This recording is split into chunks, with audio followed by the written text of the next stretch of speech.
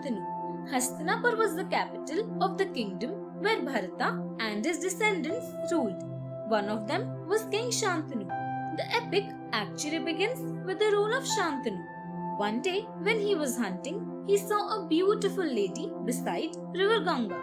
He fell in love and, introducing himself, told her he wished to marry her. She was Ganga, the river goddess, she said, and would marry him on condition that he would not question anything she did or stop her from doing it. The King Shantanu promised, and they were married. They were very happy for some time, and a son was born to them. Then Shantanu saw a strange thing. Ganga took the infant and drowned him in the river. The shocked king was silent, remembering his promise, but he was struck with horror and misery when this happened to 6 more sons. When she took the 8th boy, he protested.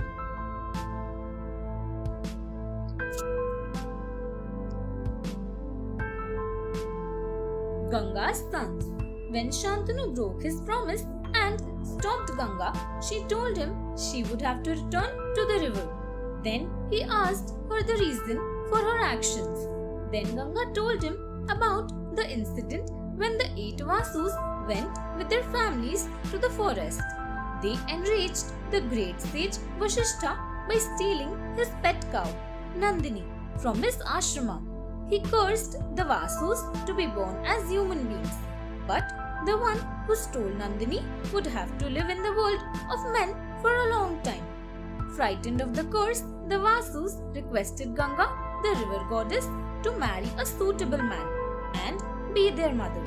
As soon as they were born, she must throw them into the river, thus freeing them from the curse.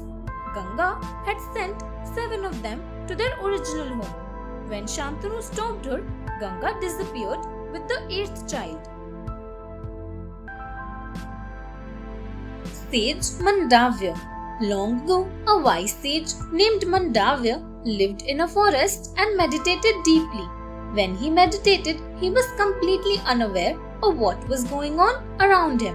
One day, some robbers who were running to escape the king's soldiers came to the ashrama and saw the sage meditating.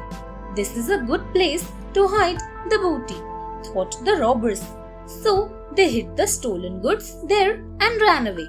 When the soldiers reached there, they saw the sage and asked him if he had seen the robbers.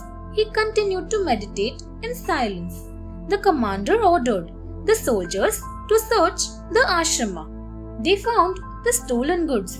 Without waiting to find who had brought them there, the commander jabbed a spear into the sage. The sage did not die, although he was impaled, and he did not know why he had been punished.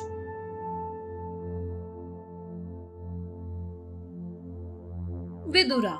The news of Mandavya reached the king, who was frightened at the cruelty his soldiers had shown towards the wise and learned sage. He asked his forgiveness and took out the spear. The sage was not angry with the king. He went to ask Dharma, the Lord who gave justice to everyone, why he had made him suffer, and learned that it was because he had hurt animals and birds as a child. The sage said it was very unfair to punish people for what was done when they were innocent children. He cursed Dharma to be born as a human being so that he might understand.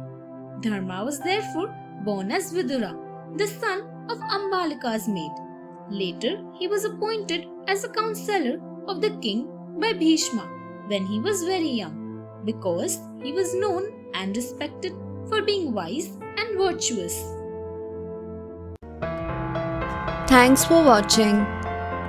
Do like, share, subscribe to Sahil Book House.